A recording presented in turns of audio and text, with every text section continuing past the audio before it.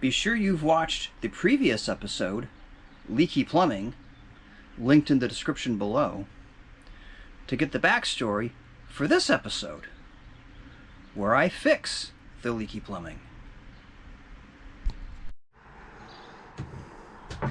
Alright, back in the quarter berth again. To do some plumbing. Now, I mentioned, alright, you've seen the saga of the cracked strainer. I just took off this hose clamp that was on here because it wasn't even like where the actual fitting was, and so it was just pinching the line. So, and you only need a single clamp for these things anyway.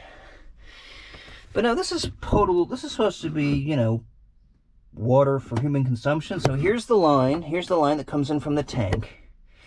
Okay, and this little line here, here's the strainer. And then this is transparent, but look at that. This is on the inside. You know, that's just nasty.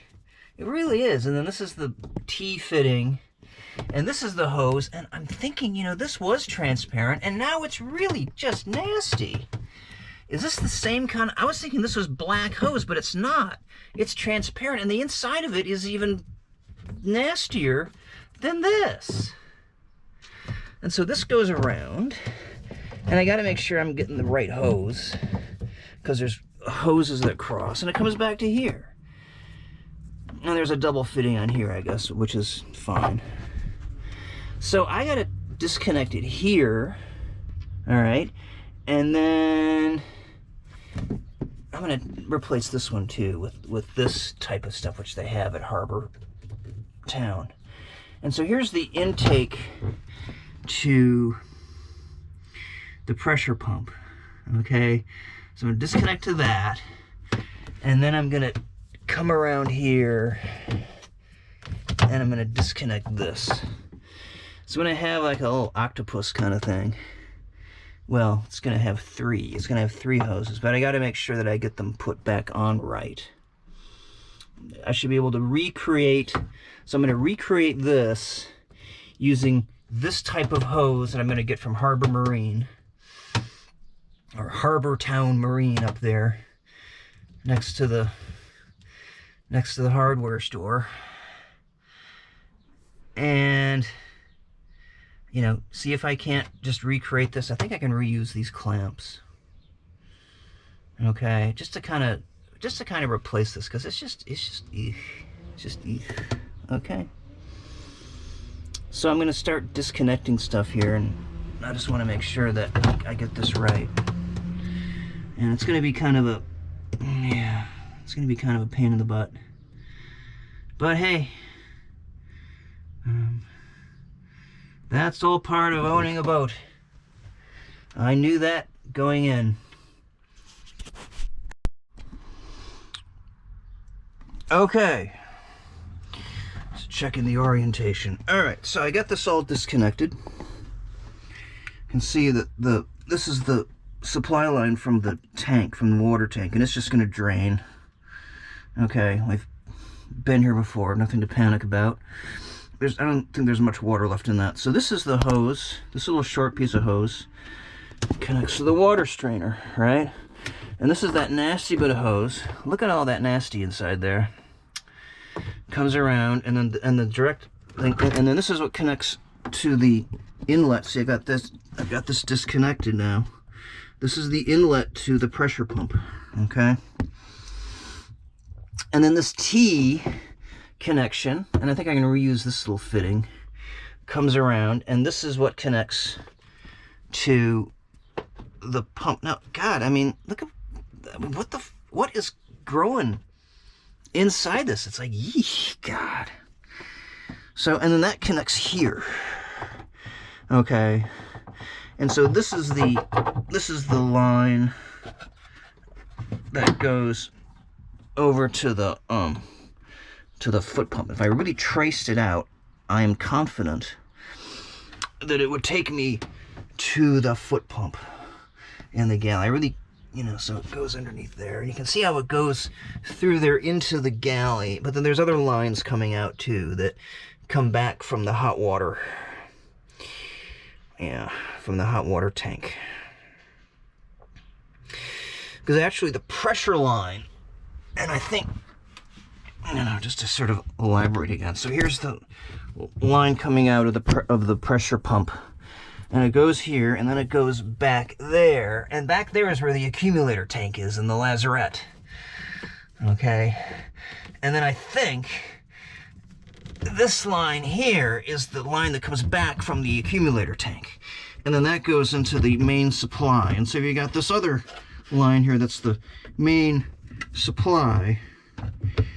Yeah, I can see that going down through there. And then and this has to go over, and there's probably a branch where like the cold water goes to the head, and then there's a branch to go over to the galley and to the hot water tank, and then there's a line coming back from the hot water tank that goes to the head. Anyway, that's just more like hairy total knowledge for you. So all right, so now I'm going to go to Harbortown Marine. Well, first I have to measure this out and see how much of this I need, because I'm pretty sure that it's the same size and it'll fit. But I'm going to take all this thing with me to kind of get it all, because I think I can just replace this with this reinforced potable hose, which they have. Okay. So here it is laid out like some poor mutant sea creature. Again,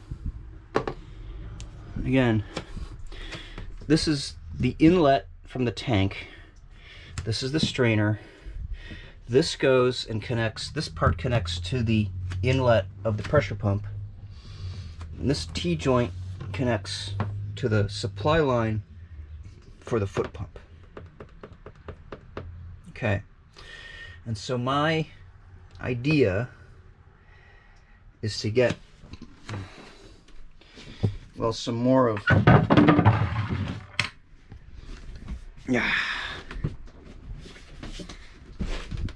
some more of this line.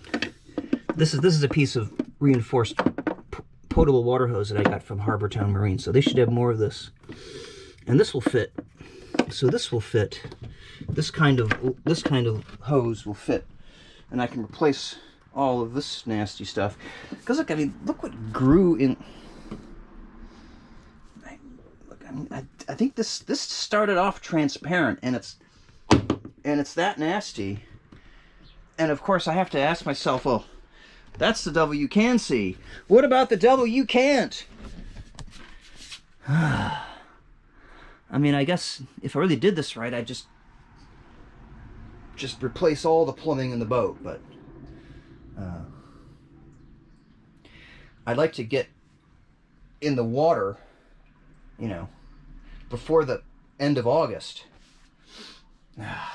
All right, so I'm on my way to Harbortown Marine.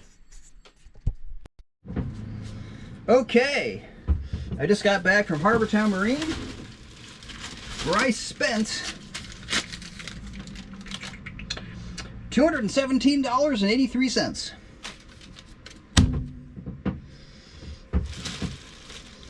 I got more stuff than I planned, including two 25-foot nylon braided dock lines with eye splices. 25 bucks a piece, not bad. $25.99. Need those. I'll need those for cruising. A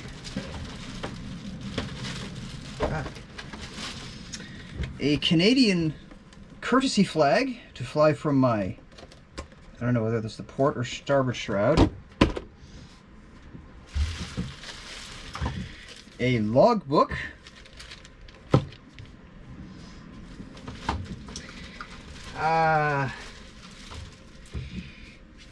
Roll off. This is really good for cleaning the hull, like gel coat and stuff.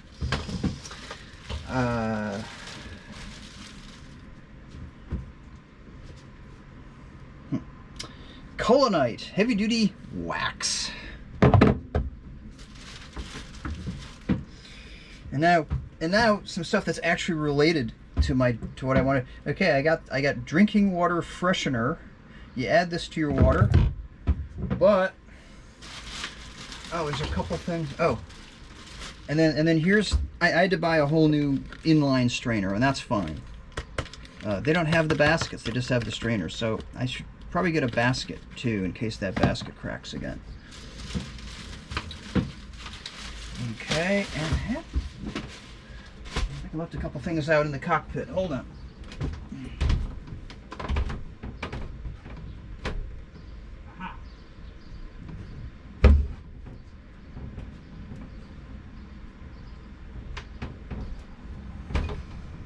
Yeah. This is the water tank and system flush to clean out the tank and all the crud that's in the lines. Because man, you know, there's the devil you can see and the devil you can't. Right? I mean, with all this crap that's in this all these lines, I really do need that. Okay. And finally,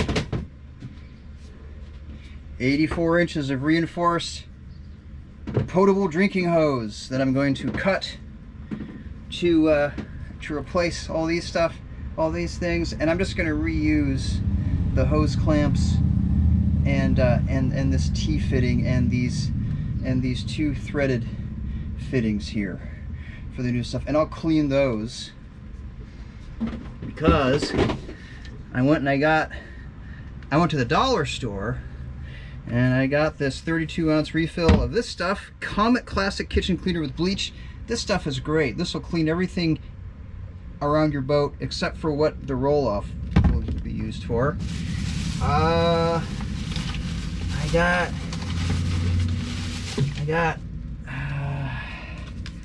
6 packets, 6 of wild chicken of the sea, wild caught pink salmon for my nourishment. And finally, a big old can, a 16 fluid ounce can of Coca-Cola. Coca-Cola.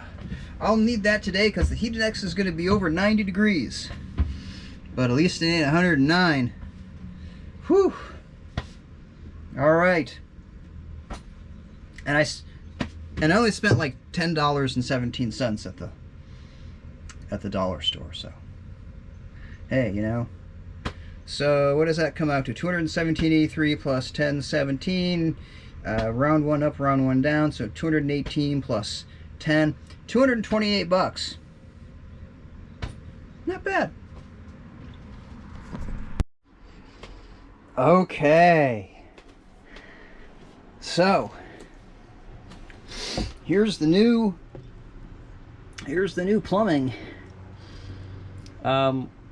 So here's like the old pieces kind of laid out next to it. Like I said, I got a new pump guard filter. Here's the old one.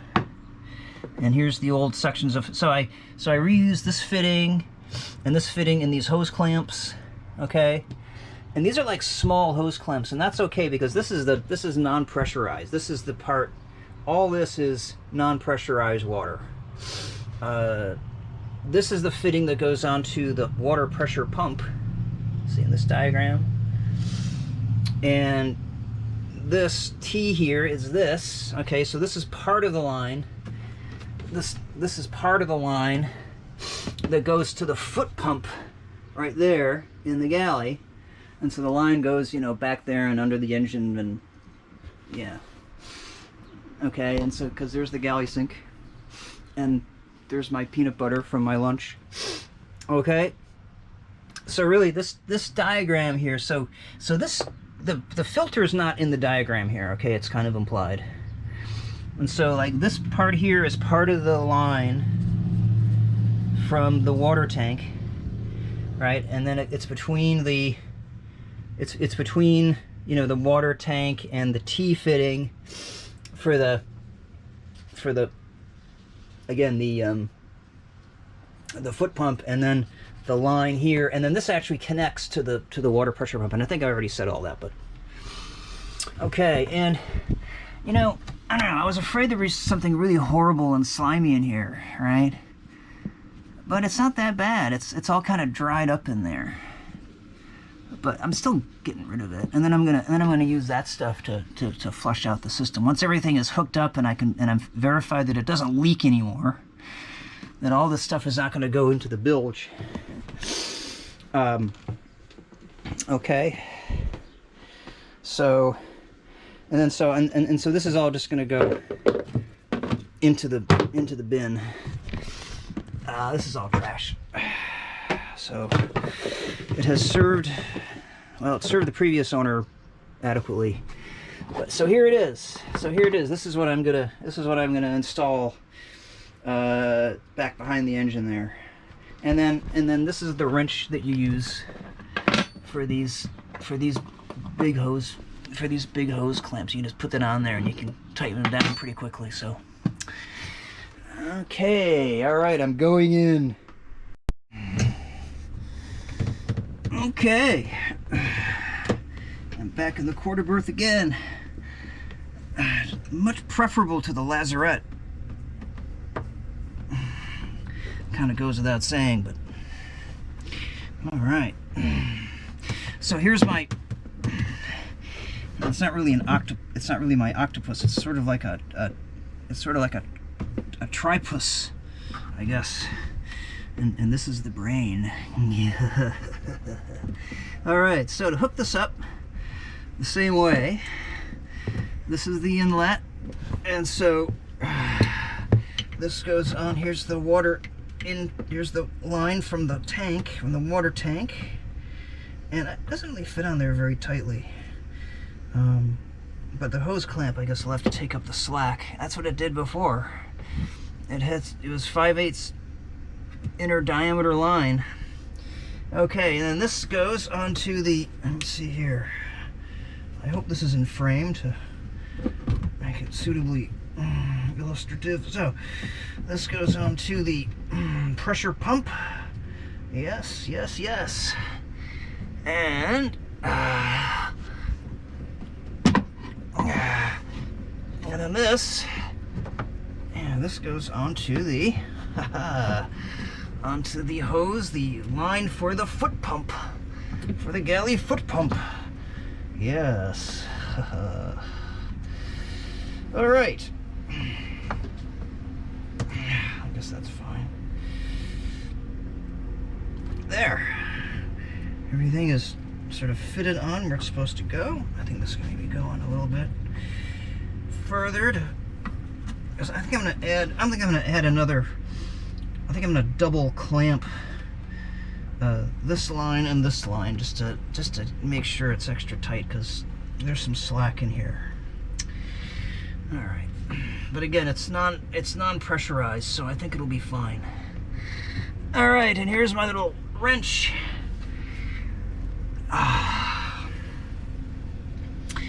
And to lighten my work, I shall sing.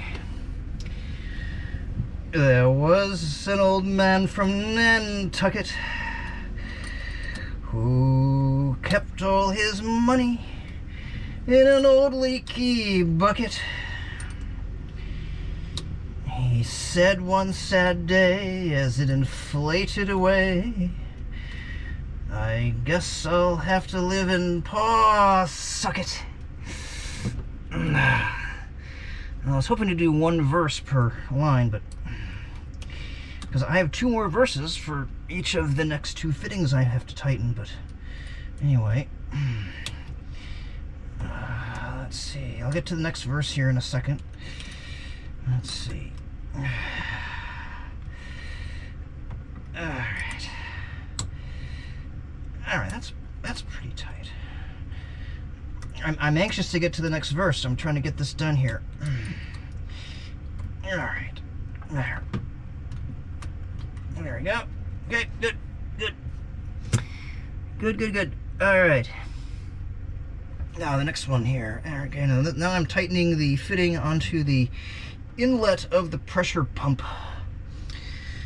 There was an old man from Toledo who went to the bar wearing only a Speedo. His entry was refused, for he had no shoes. But at least he covered up his torpedo. There was an old man from Wyandotte who made lots of money, but he drank a lot. He had his own dock, but a frozen sea cock ended up sinking his yacht. Now that last verse is true, because it's about my grandfather, about my father's father, from whom I receive my venerated last name. Well, it's a venerated but also much maligned last name. And those of you who know it, know it. And those of you who don't, well, I guess you'll just have to wait until one day I'm famous for being famous. Because I think that's the only hope I have left in my career. So my grandfather, I should tell you about my grandfather. You know, he's the one from whom my father inherited his love for sailing, and of course I inherited my love for sailing in turn from my father, right?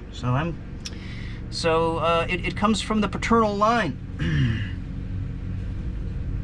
So he was kind of a yachtsman of the old order, right? And he had, I don't know, he started off with a little tiny boat just to kind of get himself used to sailing, like a 21-footer, but which actually burned to the waterline, and anyway, I'll tell you that story later because I don't know much about it. But then he bought, in the spirit of, say, I guess I need a bigger boat, he bought a 54-foot schooner.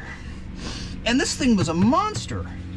This thing was monstrous. It had, like I said, it was 54 feet long, and it was designed, and we have the plans for it. It was designed in these plans were drawn in 1923, so 100 years ago. And yeah, I mean, this is a 54-foot schooner, but it weighed 54 tons. And, or I don't know, maybe it didn't weigh, but, you know, hey, it's hyperbole. And it was all, you know, it was all wood, of course. It had oak beams, and it was just massive.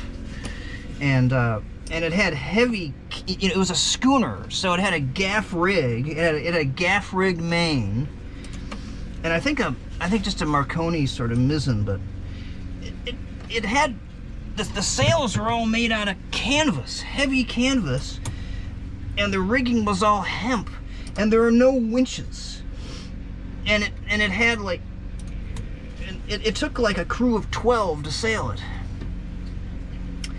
So anyway, one time, you know, it was in, I don't know whether this was like in the fall or the spring, but it was at the dock there. He had this big house in Wyandotte, right on the river, with its own dock, just like the song says.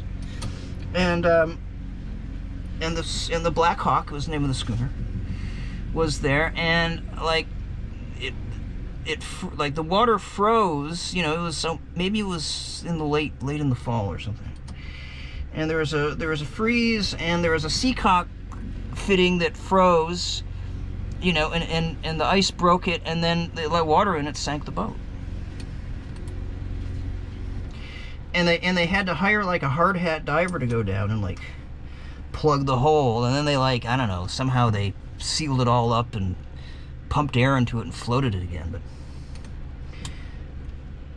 that must have been a mess. Much more than I'm having to deal with right now, thank you. Okay, check out these fittings here. I think these are tight. Yeah.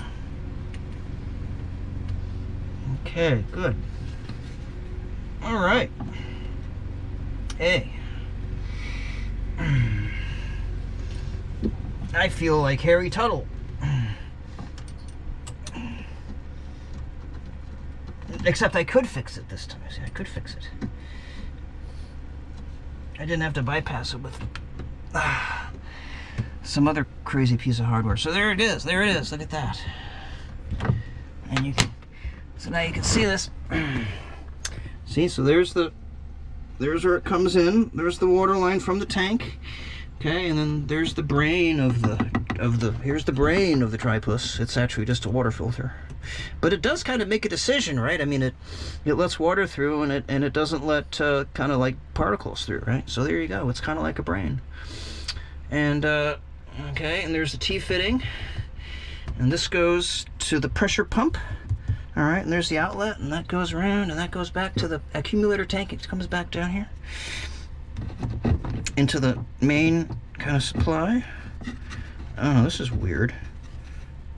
I guess I'll figure that out later. I just noticed that little T-fitting there. Okay. And then, yeah, and then this is the hose for the foot pump, and there's the foot pump supply line. Yep. Good. Okay. All right. And now, I guess what's left now is to fill the tank and turn on the water pressure and see what happens.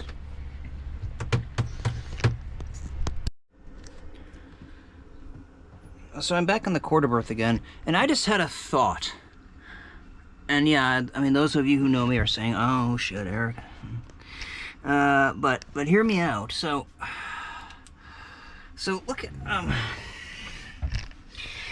this is the exhaust, okay, and it's water injected, so it doesn't get really hot. But still, you know, this gets pretty warm. You know, if you do a lot of motoring. There's already these other hoses that are around it, which I don't really like, but this doesn't. And of course, you know, I did the safe thing, or the prudent thing, by replicating what was here before, because it worked, right? Well, as long as the strainer didn't have a giant leak in it. But these lines don't have to be nearly as long. I mean, this is kind of silly when you stop and think about it, right? You know, because this can be a lot shorter, right, to go to the inlet of the pressure pump, right? I mean, you're going from here to here with a strainer and a T joint that goes back to this line. So this doesn't have to be like go all the way around the back of this. I mean, with all these lines crossing, you know, come on. It's like, I know how to optimize stuff. So I'm gonna take these clamps all off and undo all that work I did. But that's fine. I don't mind that at all, because this is, you know, it's what we do. It's what we do as engineers, right? We need to, yeah. So I'm gonna take these hose clamps off, and I'm going to unsing my song while I do so. Although I'm not going to do that on camera, so at least be glad about that. And I'll come back and I'll show you what I came to. Success is incremental, as they say. All right, this is so much better. Just to kind of lay things out. So, you know, here's the old things again, and here's how I shortened them. And I only had to cut one hose, because I had that piece of scrap, which I think I used here for the branch for the foot pump. And then I took one of the other hoses. No. I used the other, I think I used the scrap here, and I took the other hose, the other 15-inch hose, and cut it into a 5-inch and a 10-inch length. Yeah, and so now, the old one used like 76 inches, 75 inches of hose, and this only uses 30. So that's way better. So let me take all the old junk away, and this is what you're left with. And the way this is arranged, this has to come up a little bit because of where the lines are, and I'll show you when it's all put in there. So there's a little bit of bending going on. Hopefully I'm not exceeding the maximum bending allowed, especially for this piece, and you'll see how it all kind of fits in there. But it's way better. It's going to be way more compact. Okay, this is way better. This is way better. Most importantly, none of this is touching on the exhaust, right? You know, that's kept all the way. But look at this is way tighter in here, way tighter. So I used an extra length. You know, I put a lot of the extra length over the fitting because this really doesn't fit this that well. So I've got a death grip on the hose clamps here. So I probably need a proper fitting to go from, you know, this hose to this hard line here. And I got the same thing here with again, this is the hose to the foot pump in the galley. So I had a couple extra hose clamps, so I really got those on there pretty tight. But look at, I mean, this is, and then the fitting on the inlet, probably both sides of the pressure pump swivels. So I was able to kind of just work that back and just have that going in a nice arc without bending it too much. So man, you know, that's just a lot better. That's just, yeah. Yep. And I kind of tucked it underneath the outlet here, see? Now this is still going back to the accumulator tank, and that's a whole different episode, is do I move the accumulator tank so that I can just take this outlet and like maybe I can put it back here with enough, maybe there's enough vertical room where I can't get it vertical, and it's not vertical in the lazarette anyway. I'm digressing. So there we go.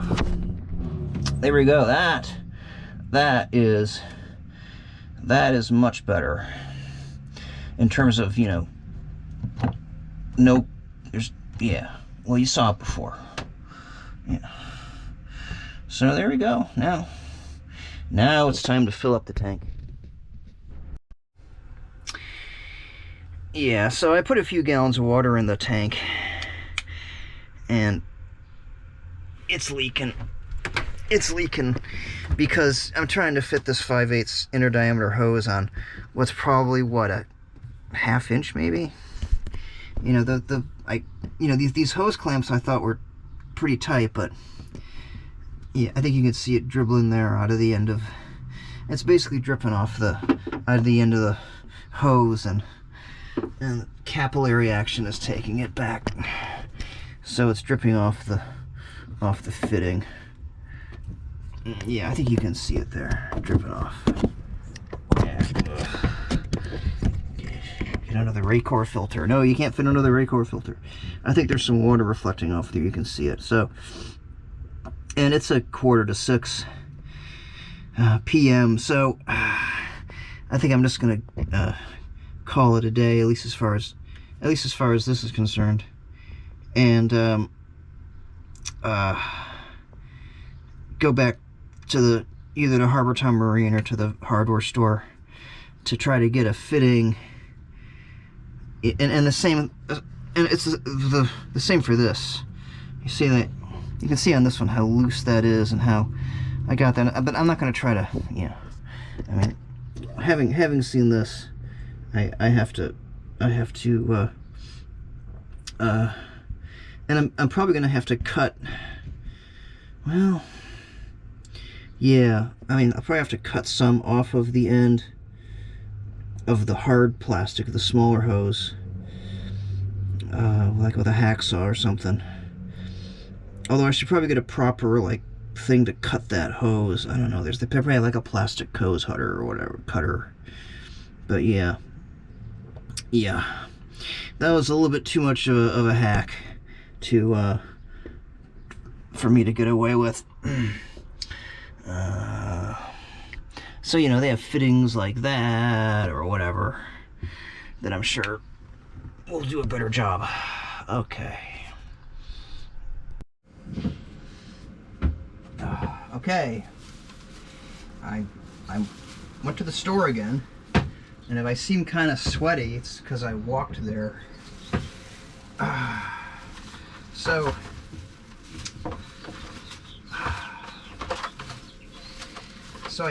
I took these two things to the hardware store, to the big True Value hardware store, to say, hey, you know, I need to fit, because this is 1/2-inch PVC. This is what I'm dealing with underneath. This is the water supply line from the tank, and this is the hose that fits on all the pumps and everything. And I said, I need to connect, you know, these two things and have it watertight. And they didn't have anything. They had a whole aisle of pipe fittings and connectors and stuff, and didn't have it. So what's nice about, you know, having a hardware store in a shore town is inevitably there's someone who works there who is not just a plumber, but also has a boat and who has dealt with these very things. And so the answer to connecting these two, and there's already a piece on there because she demoed it to me how to put it on and everything. Easy fuse tape. Excuse me, professional easy fuse tape. And you basically, you know, wrap it around the PVC, and it stretches, so there's no adhesive on it, okay? But you stretch this stuff, you wrap it, and it kind of sticks to itself, and you can separate it. And so, you know, the idea is to stretch it as you wrap it around, and that actually adds quite a bit of diameter to this. And so then, you know, so I think I need to do like 2 or 3 wraps. I need to try it out, okay, to get this to, you know, to fit real snugly. And then you put another one on the outside, you know, like right at the joint, okay? You do a couple wraps around that, and then you put a hose clamp on it. And that's supposed to be a watertight fitting. Oh, and a plastic pipe and tubing cutter, because I need to shorten the supply lines a bit to fit that new thing. And although I think this is going to be a little bit awkward in that tight space, but that's the best they could do for me. I was hoping they'd have something smaller. So we'll see how that works. Okay, and so at the hardware store, let's see, that was a total of $34.67 for, because this was like, I don't know, 25 bucks, and you know, I guess, oh, well, I got it right here. Yeah, so the tubing cutter was $23.99, and this tape, professional easy fuse tape, $8.49. Then I went to Harbor Marine again, because, well, maybe Harbor Marine has, you know, something like this, and they didn't have it either.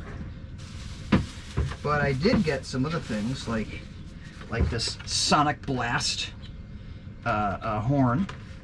Okay, because I noticed that the horn that was with the boat was spent, so.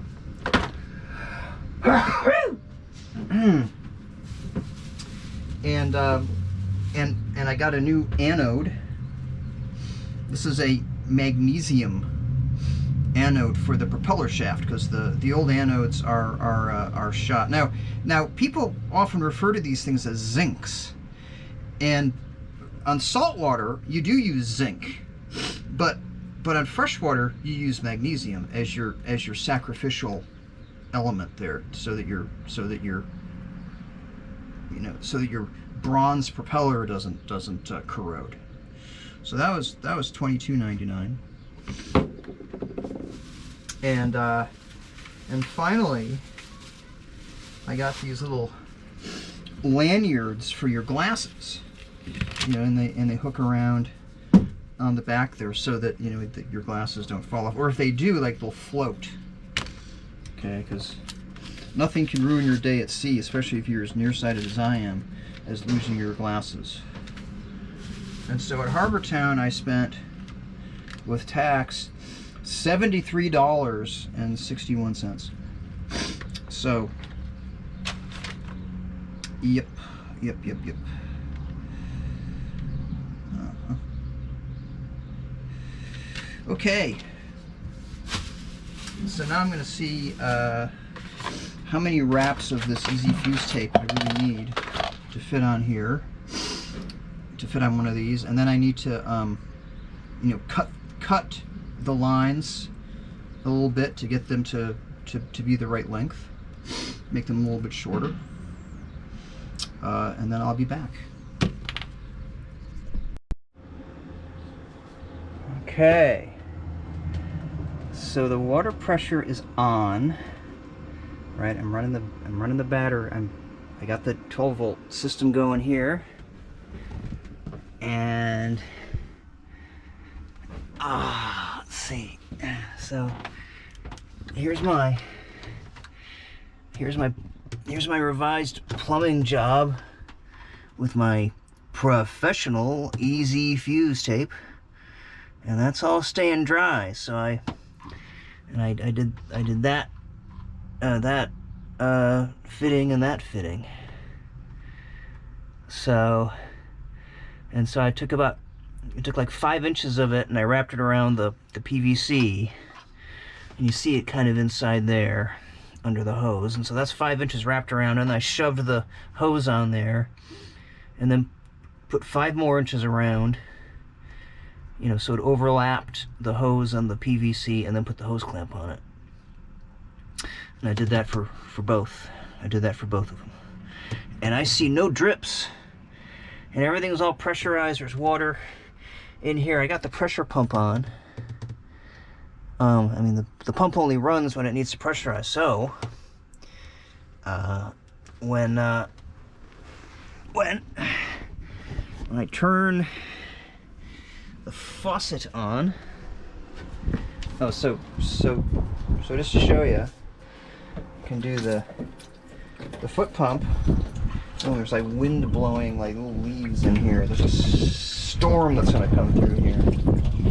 So I'm going to get water in more ways than one. So there I'm getting water with the foot pump, but then I can also just turn on the water. See that? And of course the hot water tank is still bypassed, so it's the same effect whether you do it. I guess there's some air in the hot water line still. See, let's get all that air out of everything. And you can hear the pump going now. See, now the pump is going to maintain the pressure in the system.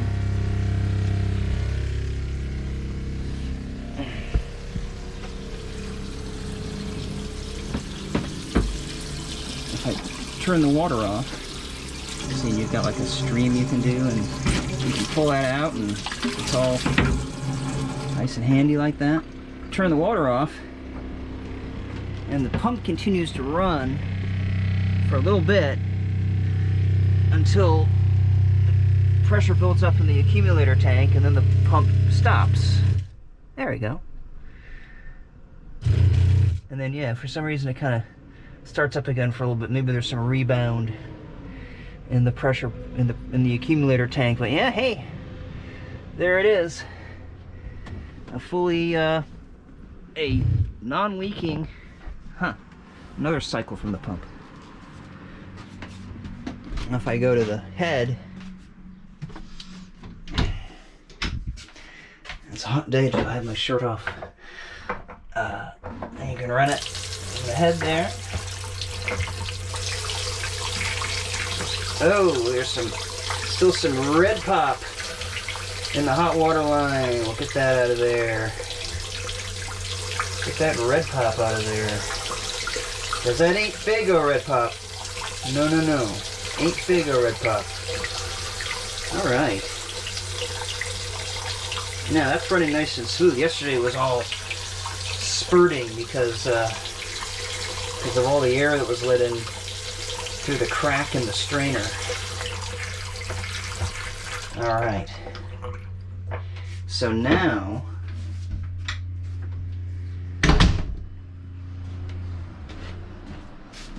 yeah, good.